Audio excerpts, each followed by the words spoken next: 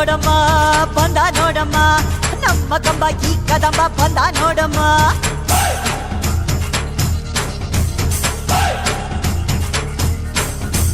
ಬಂದ ನೋಡಮ್ಮ ಬಂದ ನೋಡಮ್ಮ ನಮ್ಮ ಕಂಬ ಈ ಕದಂಬ ಬಂದ ನೋಡಮ್ಮ. ಎದ್ದು ನಿಂತರೆ ಇವ ಗೆದ್ದು ಬಿಡುವನು, ನುಗ್ಗಿ ಬಂದರೆ ಊರೇ ಬಗ್ಗಿ ಬಡಿವನು. ಕರ್ನಾಟಕ ವಿಧಾನಸಭೆಯ ನೂತನ ಅಧ್ಯಕ್ಷರಾಗಿ ಅಧಿಕಾರ ಸ್ವೀಕರಿಸಿದ ಬಳಿಕ ಪ್ರಥಮ ಬಾರಿಗೆ ರೋಣ ಮತಕ್ಷೇತ್ರಕ್ಕೆ ಆಗಮಿಸಿದ ಜೆ.ಎಸ್. ಪಾಟೀಲ್ ಅವರಿಗೆ ಗಜನಗರದಲ್ಲಿ ಅಭಿಮಾನಿಗಳು ಹಾಗೂ ಕಾರ್ಯಕರ್ತರು ಅದ್ದೂರಿ ಸ್ವಾಗತ ನೀಡಿ ಸಂಭ್ರಮಿಸಿದರು. ನಗರದ ಕುಷ್ಟಗಿ ರಸ್ತೆಯ ಚೆನ್ನಮ್ಮ ವೃತ್ತದಿಂದ ಆರಂಭಗೊಂಡ ಮೆರವಣಿಗೆಯು ಪ್ರಮುಖ ಬೀದಿಗಳ ಮೂಲಕ ಕಾಲೇಶ್ವರ ವೃತ್ತದವರೆಗೆ ಸಾಗಿತು. ಮಾರ್ಗದುದ್ದಕ್ಕೂ ಅಭಿಮಾನಿಗಳ ಜೈಕಾರ ಹಾಕಿ ನೂತನ ಸ್ಪೀಕರ್ ಅವರನ್ನು ಅಭಿನಂದಿಸಿದರು.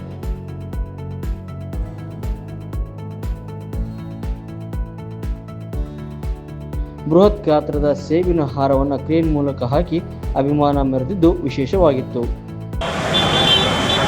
ಶ್ರೀ ಕಾಲೇಶ್ವರನ ಪಾದಗಳಲ್ಲಿ ನಮಸ್ಕರಿಸಿ ಗಜನಗಢ ನಗರದ ಎಲ್ಲ ಗ್ರಾಮ ದೇವತೆ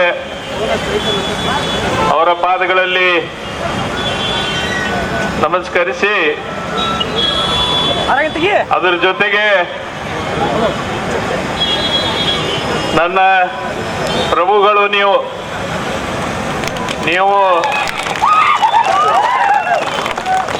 ಏನಾದರೂ ಈ ಜಿ.ಎಸ್. ಪಾಟೀಲನ್ನ ಈ ಪೀಠದ ಮೇಲೆ ಕುಂದಿರ್ಸ್ಬೇಕಾದ್ರೆ ಕಾರಣಕರ್ತರು ಯಾರಂದ್ರೆ ನೀವು ರೋಣ ಮತ್ತು ಗಜನಗಢ ಮತಕ್ಷೇತ್ರದ ಎಲ್ಲ ಪೂಜ್ಯ ಅಭಿಮಾನಿ ಬಂಧುಗಳು. ನಿಮ್ಮೆಲ್ಲರಿಗೆ ಮೊದಲನೇದಾಗಿ ನಾನು ನಿಮ್ಮೆಲ್ಲರಿಗೆ ಸಾಷ್ಟಾಂಗ ನಮಸ್ಕಾರಗಳನ್ನು ಹಾಕ್ತೀನಿ. ಇವತ್ತು ಬಹಳಷ್ಟು ಪ್ರೀತಿ ವಿಶ್ವಾಸದಿಂದ ನಿಮ್ಮೆಲ್ಲರ ಬೆಂಬಲ ಇವತ್ತು ನನಗೆ ಈ ಒಂದು ಸ್ಥಾನ ದೊರಕಲಿಕ್ಕೆ ಸಾಧ್ಯ ಆಗಿದೆ. ಬಹುಶಃ ಏನು ನಾನು 40 ವರ್ಷದ ಒಂದು ಇತಿಹಾಸದಲ್ಲಿ ಯಾವಾಗಲೂ ನಾನು ಸೌಮ್ಯ ಸಮಾಜದಿಂದ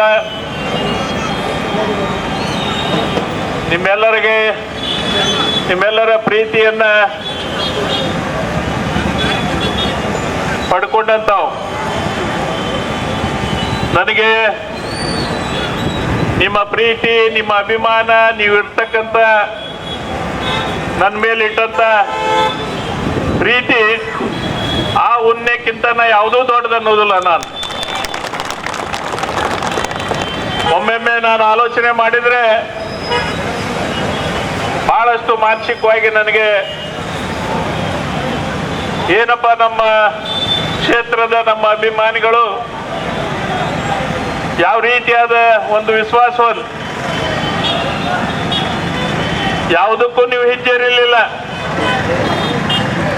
ಕಾಲೇಶ್ವರ್ಗೆ ದೀಡ್ ನಮಸ್ಕಾರ ಹಾಕ್ದವ್ರು ಯಾರು? ಪುಟ್ಟರಾಜ ಗವಿಗಳ ಮಠಕ್ಕೆ ದೀಡ್ ನಮಸ್ಕಾರ ಹಾಕ್ದವ್ರು ಯಾರು? ಮತ್ತು ಗ್ರಾಮದಲ್ಲಿ ಇರ್ತಕ್ಕಂಥ ಗ್ರಾಮ ದೇವತೆಗಳಿಗೆ ದೀಡ್ ನಮಸ್ಕಾರ ಹಾಕ್ದವ್ರು ಯಾರು? ಅವನು ಹೇಳಲಿಕ್ಕೆ ನನಗೆ ಸಾಧ್ಯ ಆಗೋದಿಲ್ಲ. ಅಷ್ಟೊಂದು ಅಭಿಮಾನಿಗಳು ಸ್ವಯಂ ಪ್ರೇರಿತವಾಗಿ ಇವತ್ತು ಏನು ಜಿ.ಎಸ್. ಪಾಟೀಲ್ರು ಅವ್ರಿಗೆ ಒಂದು ಸ್ಥಾನಮಾನ ಸಿಗಬೇಕು ಅನ್ನೋ ವಿಚಾರದಲ್ಲಿ ನೀವೆಲ್ಲ ಹೋರಾಟ ಪ್ರಾರ್ಥನೆ ಮಾಡಿದವರು. ಮತ್ತು ವಿಶೇಷವಾಗಿ ನೀವೆಲ್ಲ ಹೆಂಗಿದ್ದೀರಿ ಅಂದ್ರೆ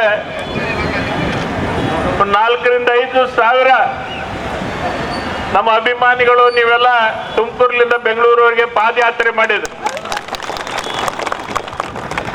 ಅದಕ್ಕೆ ಇವೆಲ್ಲ ಇತಿಹಾಸದಲ್ಲಿ ಬರೀತಕ್ಕಂಥ ವಿಚಾರಗಳು. ಅದಕ್ಕೆ ನಾನು ಹೆಚ್ಚಿಗೆ ಮಾತಾಡುವುದಿಲ್ಲ.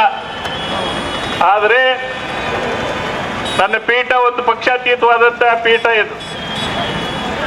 ಆದರೆ ನಿಮ್ಗೇನು ನಿಮ್ಮ ಆಶೆ ಉತ್ತರಗಳಿಗೆ, ನಿಮ್ಮ ವೈಯಕ್ತಿಕ ಕೆಲಸ ಕಾರ್ಯಗಳಿಗೆ ಮತ್ತು ನಿಮ್ಮ ಗ್ರಾಮದ ಅಭಿವೃದ್ಧಿ ಬಗ್ಗೆ ನೀವೇನು ಕೊಟ್ಟಿರಲ್ಲ, ಇದು ಒಂದು ಹೆಚ್ಚಿನ ಶಕ್ತಿ. ನೀವು ಯಾರು ಹಿಂಜರಿಬೇಡ್ರಿ. ಏನ್ರಿಪ್ಪ GS ಪಾಟೀಲ್ ಸ್ಪೀಕರ್ ಆಗಿಬಿಟ್ರು, ಈ ಕ್ಷೇತ್ರದ ಅಭಿವೃದ್ಧಿಯ ನಮ್ಮ ಕೆಲಸ ಎಲ್ಲಿದ್ದು ಅಲ್ಲಿ ನಿಂತು ಅನ್ಬೇಡ್ರಿ. ಎಲ್ಲರೂ ನೀವೆಂತ ಸ್ಥಾನ ಕೊಡ್ಸಿರಿ ಅಂದ್ರೆ ಅವರೇ ನಮ್ಮ ಇಲಾಖೆಗೆ ಬಂದು ನಿಮ್ ಕೆಲಸ ಮಾಡುವಂತ ಒಂದು ವ್ಯವಸ್ಥೆಯಲ್ಲಿ ನಾವೆಲ್ಲ ಇದ್ದೇವೆ. ಅದಕ್ಕೆ ಬಂಧುಗಳೇ, ನಿಮ್ಮ ಪ್ರೀತಿ ವಿಶ್ವಾಸ ಹೀಗೆ ಇರಲಿ. ಇನ್ನೂ ಹೆಚ್ಚು ಹೆಚ್ಚು ನಮ್ಮ ಮತಕ್ಷೇತ್ರದ ಸರ್ವಾಂಗ ಜನಾಂಗದವರು ಅವರೆಲ್ಲರಿಗೂ ಕಲ್ಯಾಣ ಆಗ್ತಕ್ಕಂಥ ಒಂದು ವ್ಯವಸ್ಥೆ ಈ ಪೀಠದಿಂದ ನನಗೆ ಮಾಡಲಿಕ್ಕೆ ಆ ಕಾಲೇಶ್ವರ ಶಕ್ತಿ ಕೊಡ್ಲಿ. ನಿನ್ನೆ ಹೇಳಿದಾಗ ನಾವು ನಮ್ಮ ಶಿವರಾಜ್ ಗೋರ್ಪಡೆ ಅವರು ಇಲ್ಲಿ ಬರ್ಬೇಕ್ರಿ ಅಂತ, ಇಲ್ಲಪ್ಪ ನಾ ಬರಕ್ ಆಗಂಗಿಲ್ಲ ಆ ರೀತಿಯಾಗಿ ಅನ್ನೋ ವಿಚಾರ ಇಟ್ಟಾಗ ಅವ್ರು ಕೇಳಲಿಲ್ಲ.